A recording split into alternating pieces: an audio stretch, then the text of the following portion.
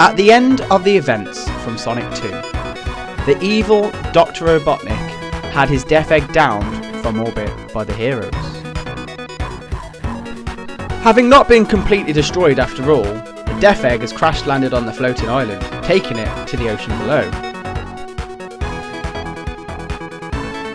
This island has special properties, not least of which being its eponymous power of magical suspension.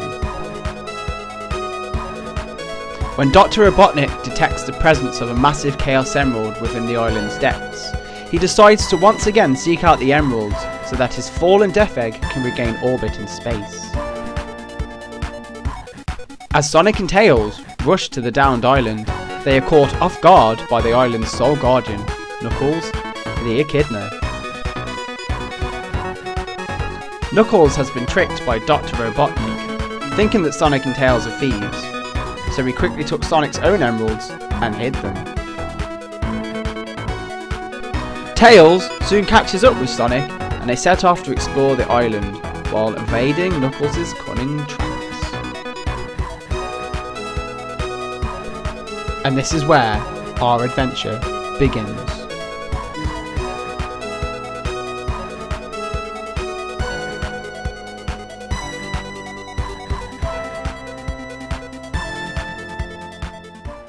Let's check out some of the badniks for the Angel Island zone. First up is Monkey Dude, and that's his real name. I'm not even making that up. He just throws coconuts at you, like coconuts from Sonic 2.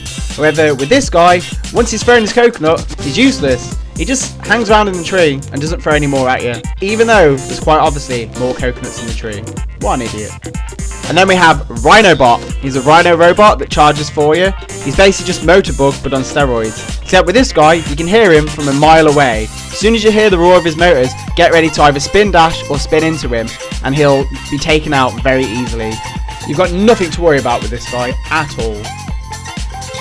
And then we have Caterkiller Jr., named after Caterkiller from Sonic 1. Except he's nothing like Caterkiller from Sonic 1.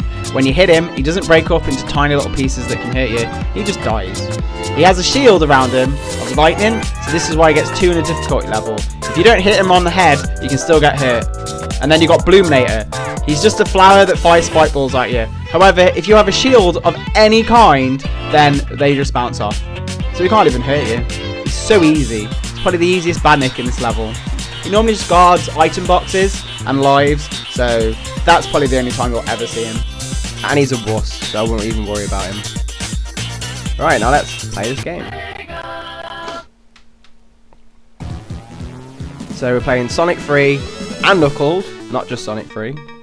And as you can see, a nice little addition that they added to Sonic 3 and Sonic 3 and Knuckles is a nice little save feature, so you can save your progress through the game. Now we're treated to this nice little cutscene where Sonic jumps off the tornado and becomes Super Sonic. They were originally going to have it so Sonic surfs onto the island and then runs on, but they changed it so we could have this nice little cutscene here, where Knuckles knocks the Super out of Super Sonic. And now let's introduce Knuckles the Echidna. He is the latest guardian of the Master Emerald, a powerful ancient relic, which is his solemn duty to protect from anyone who wants to abuse it or its usage. And the last of the Echidna race on Earth. His dominant traits are his superhuman strength and the 2 spike-like knuckles at each of his hands, from which his name is derived from, which he can use to dig with, climb up walls with ease, and also trap the wind under his dreadlocks to glide through the air. And he used to be one of the coolest characters in the franchise, until they made him a little bit of a joke, which I'm quite disappointed with. Take it easy there. Oh, stay calm, little guy. Sonic and Tails will get your buddies back. Sonic, it'll be did you get those animals back from Eggman? Just the one container he tossed off his Eggmobile. Wait a minute, just the one? Weak. I would have gotten them all back by now. Save the rest of them. What? Let me go. Oh, I hate to think what Eggman's doing to those poor things. I'm on it. Now, the Angel Island Zone is not your typical opening stage for Sonic. It is actually set in a nice jungle area where most of the starting stages in the Sonic franchise normally start you on a beach or in like a green grassy plain. Now, if you see here, these giant rings, they take to special stages, and they are littered and hidden throughout all of the stages. Now, the aim is to collect blue spheres, as it says, and if you collect all the outer ones, they turn into rings. If you collect all the rings in the stage, you'll get an extra life, but I'm not going to be doing that, because it wastes a lot of time, and I'm going to do a lot of these in this video. So, you collect these blue spheres, and they turn into red ones. If you collect the red ones, it kicks you out the stage, and you fail, and won't get the Chaos Emerald. Now, I actually prefer these stages to the ones from Sonic 2, even though they can make you feel a bit sick because of the 3D effect. The longer you take on the stages as well, the faster they become, and the harder they become as well. But since I've been playing this game for years, since I was a little kid, I've got most of these stages memorised, so these aren't really going to take me much effort to do, especially this one. It's done. Probably the easiest one. They do get quite tricky, but like I said, I prefer these to the ones from Sonic 2. So I've got the first Chaos Emerald. It's the same as Sonic 2. There's 7 for this game.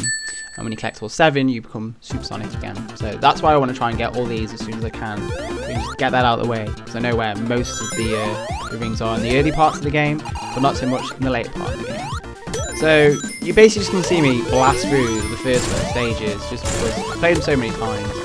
And just to show you guys just how easy like this game actually is at the beginning, but it's still like a really good fun game. Now we're about to have another cutscene, as there's a lot of plot devices in this game, and as you can see, this guy comes down and there's loads in the background flying past.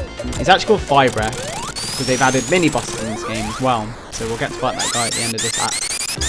And he sets the level on fire. Oh no! We're all on fire! So, yeah, completely changes the stage, which is really cool. And there's a secret ring here.